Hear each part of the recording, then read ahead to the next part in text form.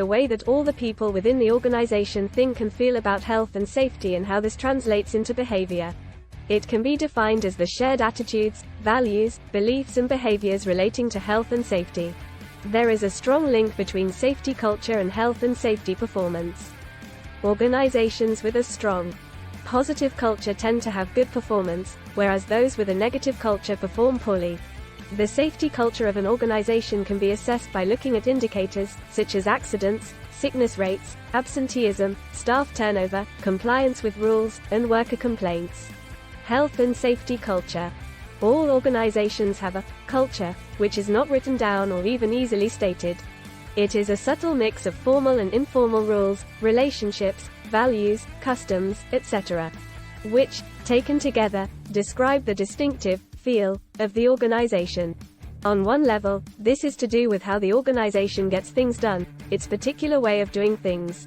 On another level, it is to do with how people perceive the organization, e.g., how friendly it is.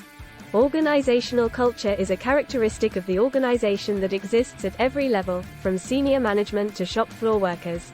No one person determines the culture of the organization. All staff working for the organization determine it collectively.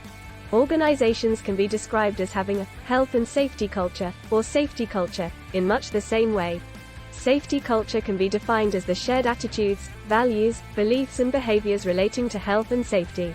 It is the result of the shared attitudes, beliefs, competencies, perceptions and patterns of behavior in the organization. This determines the management's commitment to, and style of, health and safety management. The safety culture of an organization is the way that everyone within the organization thinks and feels about health and safety and how this translates into their behavior. Topic focus.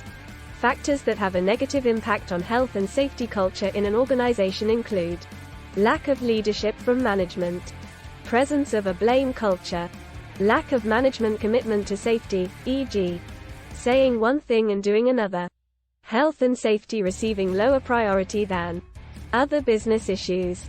Organizational changes, frequent or poorly communicated change can result in uncertainty, high staff turnover rates, lack of resources, e.g., too few workers due to downsizing, lack of worker consultation, interpersonal issues, e.g., peer group pressure, bullying or harassment, poor management systems and procedures, external influences, e.g., economic climate resulting in difficult operating conditions.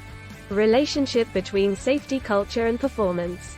An organization will have either a positive safety culture or a negative one. Positive culture. In an organization with a positive safety culture, the majority of the workers think and feel that health and safety is important.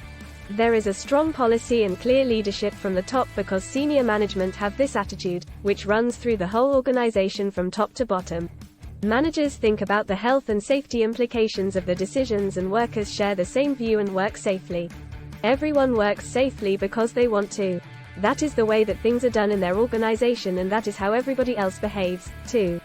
People in the organization who do not share this view are in the minority and are likely to come round to the group way of thinking and acting.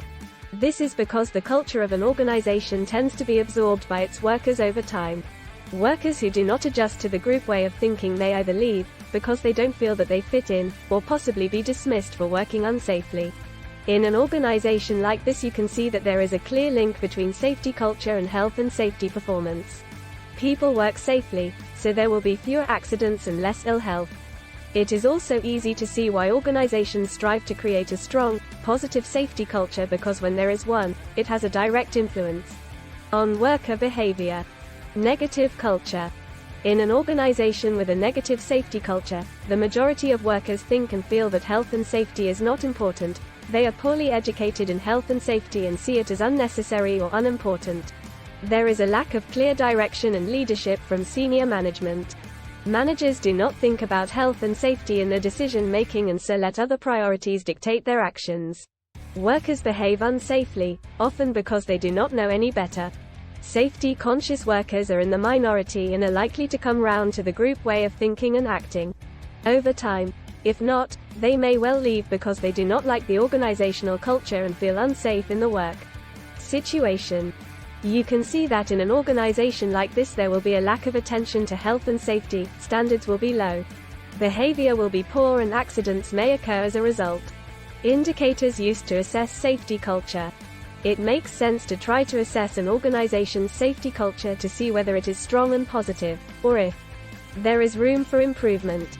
But the safety culture of an organization is quite difficult to assess directly, because there is no one single feature or item that can be measured. Safety culture is partly defined as how people think and feel, their attitudes, their beliefs and their priorities. These are intangible concepts and almost impossible to measure. So, rather than trying to assess the safety culture directly, it is perhaps better to assess it indirectly by looking at the tangible outputs that can be used as indicators. There is no single indicator that can be used to assess safety culture.